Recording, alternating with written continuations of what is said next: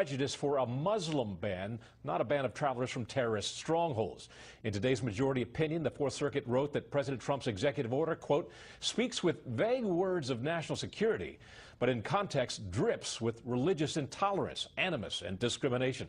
The opinion added, quote, on balance, we cannot say the government's asserted national security interest outweighs the competing harm to plaintiffs of the likely Establishment Clause violation.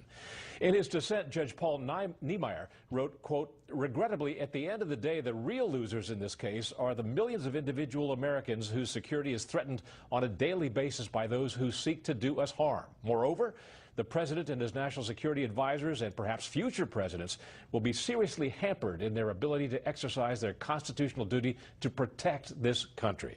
That dissenting opinion goes to the heart of the administration's case. President Trump has long maintained that the president has sole authority to set immigration law. The Supreme Court said back in 1950 that the exclusion of aliens is a fundamental act of sovereignty inherent in the executive power.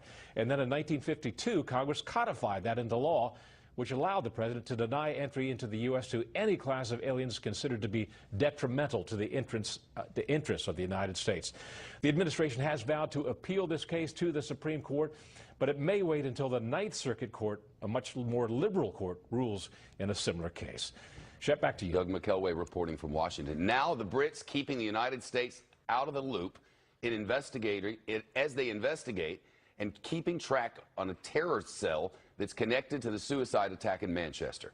Associated Press now citing a British official who says police in Manchester have decided not to share any more information on the investigation with the United States because of leaked information they claim came from U.S. officials. Our sister network in the United Kingdom, Sky News, is also reporting that British investigators will be keeping a lid on their findings until the United States assures them the leaks will stop. We just showed you the British Prime Minister Theresa May said she would make clear to President Trump that intelligence must remain secure. The White House this morning issuing a statement from the president that reads, in part, the alleged leaks coming out of government agencies are deeply troubling. It goes on to say, there is no relationship we cherish more than the special relationship between the United States and the United Kingdom. The two leaders meeting today at the NATO summit in Brussels. No word yet on what came out of that conversation. At the same summit, President Trump saying the Manchester bombing was a barbaric and vicious attack upon our civilization. The president calling on our allies to join the efforts in tracking down the losers, as he puts it. All people who cherish life must unite in finding, exposing, and removing these killers and extremists. And yes, losers. They are losers. More on the NATO summit just a little bit later in this hour. On the issue of the leaks, the New York Times is defending its publishing of crime scene photos, including ones that appear to show a detonator and what's left of a backpack. Some British officials have suggested United States officials leaked those photos, but it's not clear at this moment to us how they got them. All that, as we've now learned, that the search for political, or I should say potential terrorists has expanded yet again, now to continental Europe. The German newspaper Der Tagesspiegel first reported that the accused bomber, Salman Abedi, flew through Dusseldorf in West Germany just 4 days before the bombing. Or in Germany, I should say. Dusseldorf police say he spent only a short time of that time in the airport's transit area. And a Turkish official tells the Associated Press Abedi also traveled through Istanbul on his way to England. So it seems like he connected in Dusseldorf, though that official would not say where the flight originated before Turkey. Also, the German magazine Focus reports Abedi twice flew from a German airport in recent years and that he was not on any kind of international watch list. The other time from Frankfurt to Great Britain back in 2015. And not only that, but this magazine also claims British police told German officials that the suspect went through paramilitary training in Syria. And now investigators are reportedly trying to determine whether Abedi had any contact with Islamic extremists in Germany before making his way to Manchester last week. Yesterday here we reported that police in England had arrested the suspected bomber's older brother, Ismail, as part of several raids. And in Libya, security forces picked up Salman Abedi's younger brother and his father. On the left, the brother, Hassem. On the right, the father, Ramadan. A spokesman for Libya's militia says that Hassem confessed to helping Salman prepare for that attack. It's not yet clear why they arrested the father, but he allegedly used to be part of a group that Al-Qaeda backed. Though he told the Associated Press that wasn't true, and he said his sons are innocent. Rick Leventhal's in Manchester for us tonight. Rick? And Shepard, many of the nuggets of information that we're learning are coming from Abedi's family. Libyan authorities tell us now that the bombing suspect phoned his mother hours before the attack and said, "Forgive me." And if it's true that his younger brother confessed to knowledge of the plot to Libyan authorities, then he may have information about other suspects. As you know, Manchester police have been carrying out aggressive raids across this city, making 8 arrests since Tuesday morning. They call those arrests significant to the case. They also say that items recovered during the raids are very important to the investigation. These searches will take several days to complete. So as you would expect, there will be some localized disruption in and around those premises. However, it is vitally important that we continue those searches and do it very, very thoroughly. And a UK security source tells Sky News that the bomb itself contained hydrogen peroxide and may not have been as sophisticated as first reported, suggesting it could have been assembled on a kitchen table. Shep. Anything more on the leaks? Well, to be clear, we're told that there has not been a freeze on all intelligence sharing between the U.S. and the UK, just on information relating to the investigation between Manchester police and U.S. authorities. And a British official tells Fox that the Prime Minister plans to reinforce to the President that information shared between our law enforcement agencies must be secure, and that we are pleased that the U.S. authorities have launched an investigation into breaches. The Brits say they recognize that the U.S. Is their closest and most trusted partner, but these leaks have apparently shaken that trust. Shep. Rick Leventhal on scene. Thank you. Ahead, more on the investigation into the Manchester attack and the leaks that have administrations on both sides of the pond all fired up. That's coming up from the Fox News deck on this Thursday afternoon. Plus, the body slam in Big Sky Country. The reporter who witnessed it joins us live. Your reporter for Politico. This leak thing has become a lot of the news out of there. Well, look, it's really an interesting situation because you actually have a situation where now Donald Trump is vowing to investigate some of these leaks that are coming out of apparently U.S. intelligence about some disclosures relating to the Manchester investigation. And so it's this interesting situation that you're right has kind of taken center stage. At least for today, for the time being. Do we have a sense? I mean, a lot of people got these leaks. Let's face it. It was all over the news on cable, and it was all over the newspapers that night. That sort of information seems to get out more in the U.S. than it does in the U.K. Well, right, and look, there's a little bit of a difference here between the way journalists are viewed in the UK and the way journalists are viewed in the US. In the US, journalists probably have a bit more freedom to roam than in the UK. But here's the interesting thing, which is that, you know, the UK is clearly pretty upset about some of these leaks that have come out in the US about this attack that occurred on their soil. First, you had the situation where the alleged attacker's name came out in the U.S. press, and then you had these really horrifying pictures of the attacker's knapsack and pieces of the bomb and pieces of shrapnel that appeared on the New York Times yesterday. And both these disclosures the UK felt sort of compromised their investigation at a time when they're really worried that there's this active cell somewhere around Europe, somewhere perhaps in the UK, that may be looking to strike again. And how is it that the publishing of the leftovers of the backpack and the detonator, how is it that that would obstruct the investigation? Well, and that's a good question. But you know, you definitely had a situation where the UK was upset about the disclosure of the name of this alleged attacker, which came before they were ready to announce it. And look, I mean, you could sort of see it from their situation, from their position. They're out there trying to figure out who else might be in this cell, and maybe by giving out this person's name, maybe you're tipping off other people that they could be in the hunt for. Do we know of any real breakthroughs in this investigation? I know they're throwing sort of a wide net over this thing.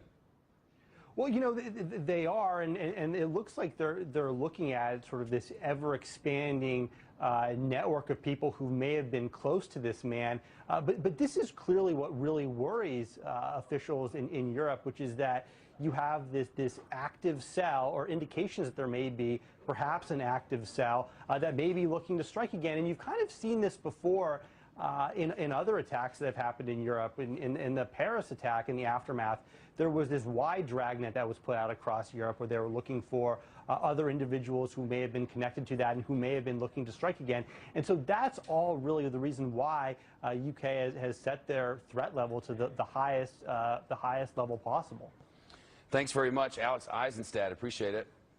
Thank you. Ahead, the plot to influence our president. A new report that the Kremlin discussed how best to shape then-candidate Trump's opinions during the campaign. And it all apparently revolved around getting close to two men who were very close to Donald Trump. Top Russian officials were reportedly discussing how to influence then-candidate Donald Trump through his advisors. That's according to a new report in the New York Times, which claims the American spies collected information on the discussions. The New York Times reports that the conversations among the Russians focused on Paul Manafort, the Trump campaign chairman at the time, and the retired General Michael Flynn, who was at the time advising Trump. Both men had indirect ties to Russian officials, indirect at minimum. According to the reporting of the Times, the Russian appeared confident that they could use Paul Manafort and General Flynn to shape Trump's views on Russia. Manafort and Flynn had denied helping Russia meddle in the election. Our own Peter Doocy spoke with lawmakers on the Senate Intelligence Committee, which is leading its own Russia investigation. One Democratic senator said if the report is true, that could be very problematic for President Trump. Obviously, these press reports indicate that a lot of shoes may be dropping. And as I understand it, the president may have hired counsel, and if these press reports are right, those lawyers may have a full closet to deal with. One Republican senator said the focus should be less on what the Russian officials tried to do and more on how Americans responded. The Russians have tried to influence our election. No one's shocked by that. What they've yet to be able to show is that individuals within the American government or in any American was trying to reach back out to the Russians to say, yes, we want to help. That's very different than the Russians were trying to reach towards us. And we don't know which it was, not yet. That's what the investigation is partly about. President Trump said his campaign did nothing to help Russian influence on the election in his favor. Peter Doocy's on the Hill. I mentioned you spoke with the top Democrat on the Intel Committee about this New York Times report. And, Shep, the ranking member, Senator Mark Warner, told me that if these reports are right, if it is true what the New York Times says, that the Russians were talking about Manafort and Flynn, then lawmakers on this committee need to know why.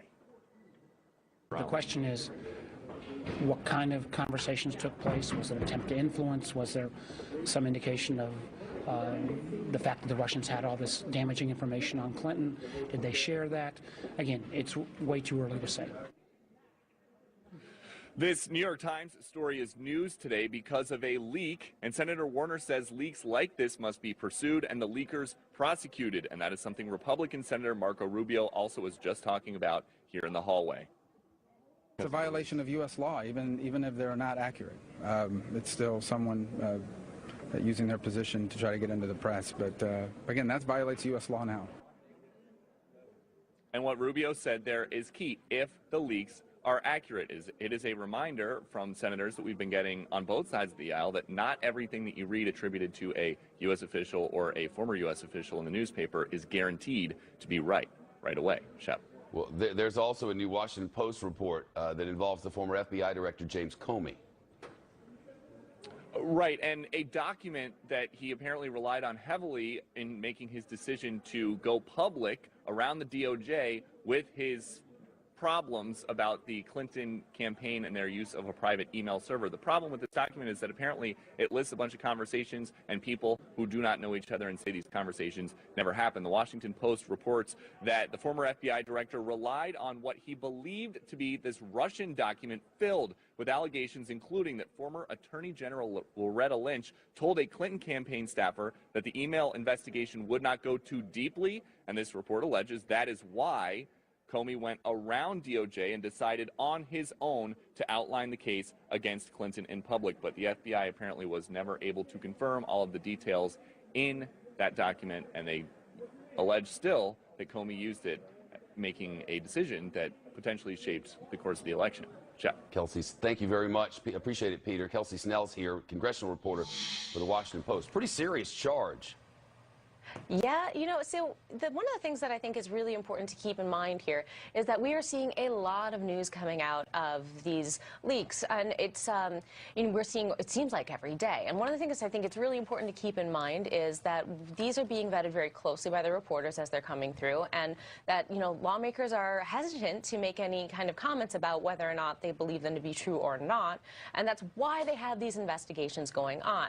We have one going on in House Intel, one going on in Senate Intel, one at the FBI, and now we have this separate investigation being done by Bob Mueller. So there is a lot of fact-finding happening right now, and I think people are reserving judgment until they can figure out what exactly is going on. Well, it seems we do know from the reporting of your own paper that somehow this dubious Russian document ended up in the decision-making process at the highest levels of our government. That's really stunning. Yeah, my colleague Karen Demerjian and Devlin Barrett found that this document was known to be dubious for some time before former FBI Director Comey used it as justification for coming out and outlining his investigation into the Clinton campaign. And it is still being used within the FBI to this date. There are a lot of questions that raises about, how good the intelligence was, what kind of intelligence they're using, and how these investigations go forward. We know that a lot of this circles around Paul Manafort, of course, General Flynn. How is the process of attempting to compel them for more cooperation progressing? Well, a lot of that process is kept behind closed doors. What we do know is that the House and Senate committees have said that they are willing to use subpoenas to force them to testify. And we know that General Flynn intends to plead the Fifth in some areas. But we also know that folks on the Hill don't believe that that gives him blanket immunity. So that is something that is very much still in flux. The open question is, how far will the subpoenas go, and how many people will be subpoenaed? I think we'll see some more resolution to that, maybe early in June. I really felt like once this special counselor came in that some of this information that's getting out in the public might dry up. Is it your sense for a motivation behind these leaks? Is it just to keep the public informed, or what is it? I personally don't know what the motivation is. I know that oftentimes people have varying motivations. Some people say it's in public interest to understand when something's going on. Some people leak because they see wrongdoing. Some people leak because they would like to be in the papers. I have no way of knowing what these people were thinking when they chose to reach out to the press. It's good to talk to you. Appreciate you being here. Kelsey Thank you so Snell, much for congressional reporter for the Washington Post. Now, President Trump coming face-to-face with members of the alliance he once called obsolete. And he had a tough warning for NATO. It's time to pay up. How that's playing out with our allies coming up. To say a woman jumped from a moving RV to escape a man who shot her, but left her 2 young kids inside. She texted cops who chased that RV and eventually stopped it with spikes. It wound up in flames in Arlington, about 20 miles west of Dallas. Investigators say the suspect released the kids and then shot himself. Fire crews say a vintage plane carrying 2 people made a hard landing in California. Happened yesterday afternoon in Paris, 70 miles southeast of LA. A local CBS affiliate reports wind caused it to clip a gas tanker and lose a wing. Everyone's apparently okay. And a sheriff in North Carolina says officers seized almost an acre's worth of opium poppies worth an estimated $500 million. He says they got a tip last week about the property 40 miles northwest of Charlotte, and that deputies spent a day pulling all the plants. Opium commonly used in street drugs, including heroin. The news continues with Shep right after this. Reporters on scene say the 27 world leaders were listening in awkward silence, some rolling their eyes as President Trump suggested most NATO countries are freeloaders, not paying their share for military protection. I have been very, very direct with Secretary Stoltenberg and members of the alliance in saying that NATO members must finally contribute their fair share and meet their financial obligations. But 23 of the 28 member nations are still not paying what they should be paying and what they are supposed to be paying for their defense. The president made the remarks at an unveiling of a steel beam from the 107th floor of one of the World Trade Center towers. It's a new 9/11 memorial at NATO headquarters in Brussels. President Trump made no explicit mention of NATO's Article 5, an attack on one is an attack on all, even as he spoke at the ceremony unveiling the memorial dedicated to exactly that. Article 5 was only activated one time after the attacks of 9/11. Meantime, as President Trump was meeting with European leaders for the first time in Belgium, former President Obama was giving a high-profile speech in nearby Germany. And without saying his name, the former president took a veiled swipe at his successor, telling the audience that modern nations can't hide behind a wall. The German chancellor spent the morning with Mr. Obama before traveling to meet President Trump. As far as we know, the current and former presidents of the United States have not spoken since inauguration. Rich Edson with the news live at the State Department for us this afternoon. Rich, President Trump did not endorse Article 5? Shep, he failed to do so explicitly in these remarks this morning. If you remember, during the campaign last season, the president called NATO obsolete and openly questioned why the United States was spending so much money to defend Europe. Of the 28 NATO nations, they have agreed and committed to spend 2% of the size of their economy on defense, though only 5 do so. The 5, the United States, Greece, Britain, Estonia, Poland. At the bottom of that list, Canada, Slovenia, Spain, Belgium, and Luxembourg. As for the U.S. commitment to NATO, a senior administration official said after the president's remarks that the United States is a member of NATO, and so obviously the United States supports NATO and all of its articles, including the 5th one, which is that an attack on one of the countries is an attack on all of the countries. The administration has sent out top officials who have openly said they support NATO. Secretary of State Rex Tillerson was in Brussels a couple of months ago, in which he called it the bedrock of transatlantic security, Shep. Hey, Rich, clearly European leaders didn't agree with President Trump on all of these issues. He did not. They did not. They met earlier this morning. The President of the United States sitting down with the European Commission President, the European Union President, Donald Tusk. Tusk, after that meeting, said he and the President differed on a few things, including Russia. We agreed on many areas, first and foremost on counter-terrorism. And I'm sure that I don't have to explain why.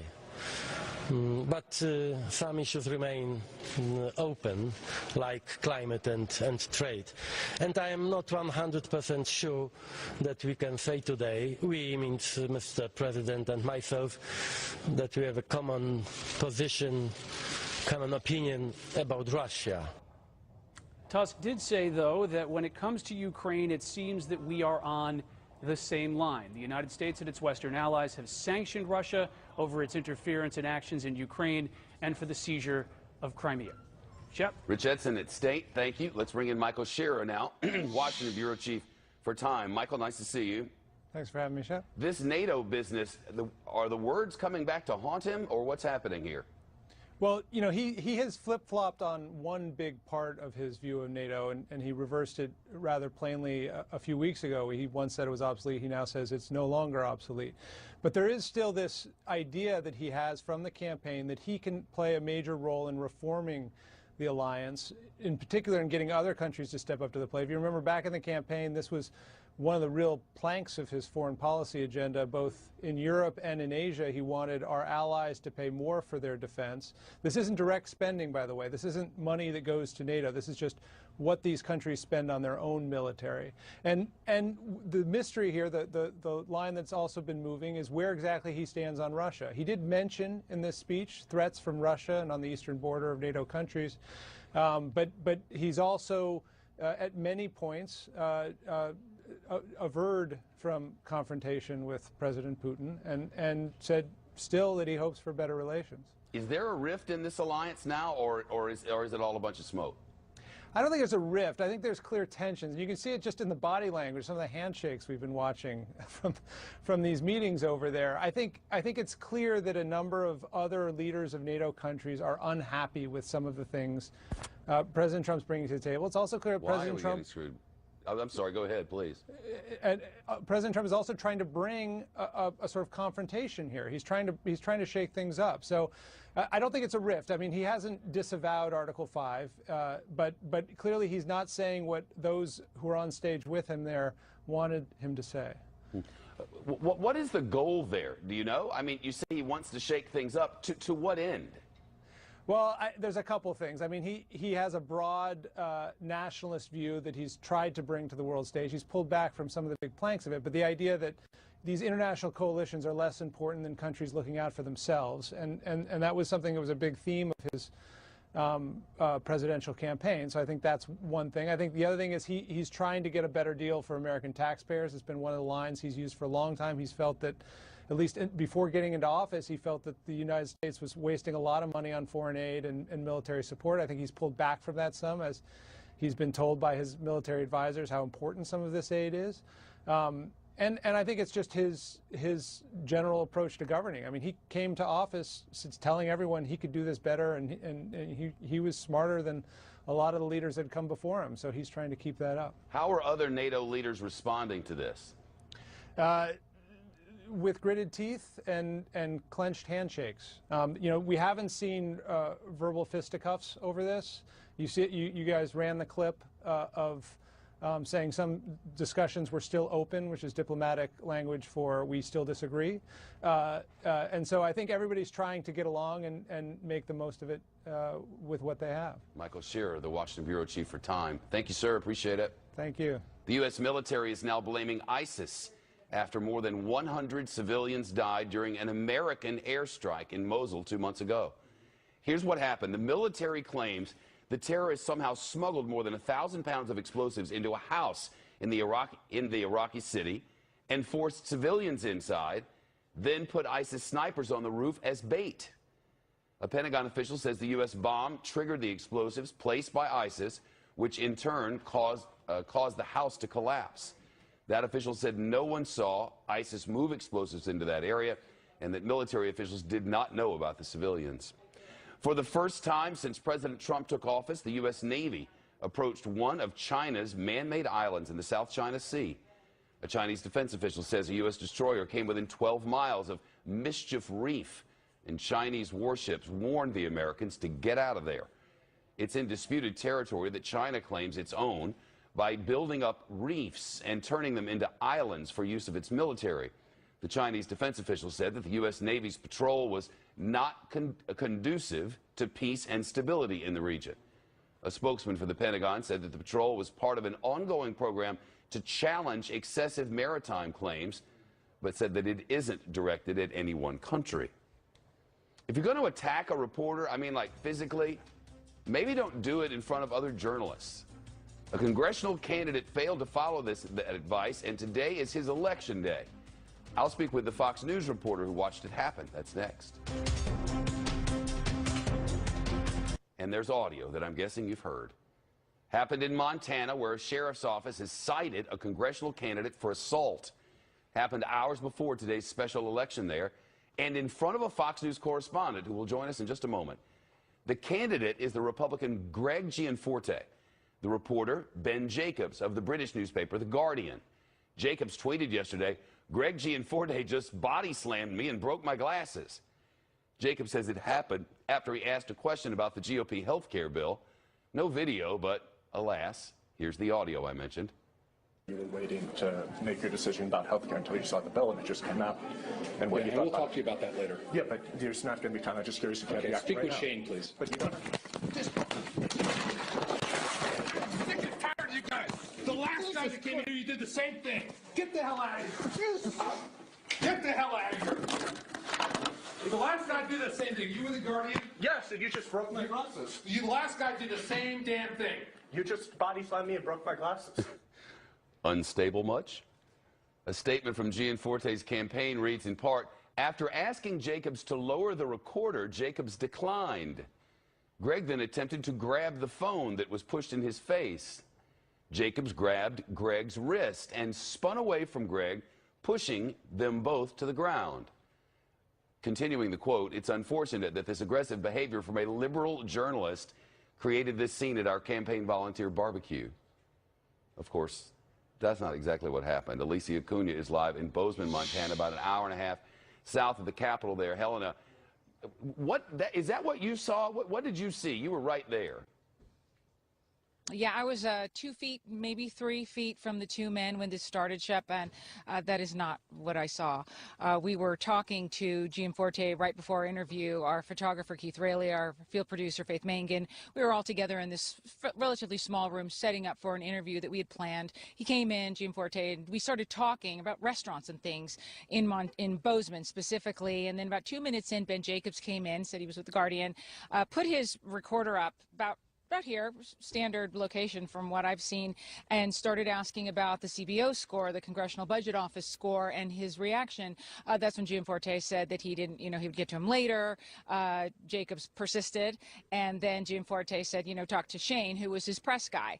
And at that point, and I was looking right at the two men. At that point, that's when Gianforte put both hands on either side of his neck, grabbed him, grabbed Jacobs, threw him to the ground against this wall on the ground, got on top of him, not really straddling, but just kind of over him, punched him about 2 or 3 times and was saying, I'm really sick and tired of this, something to that effect. And then we saw Jacobs, I saw him, he scrambled away. He was on his knees. He was all upset and his glasses were broken. He said, "You broke my glasses, you just body slammed me." And I was in shock, and so were Keith and Faith, and we were just really could not believe this just happened because it went from a very calm, cordial discussion to just this craziness. So first he body slammed, and then they put out a statement today, and in the statement he lied about it.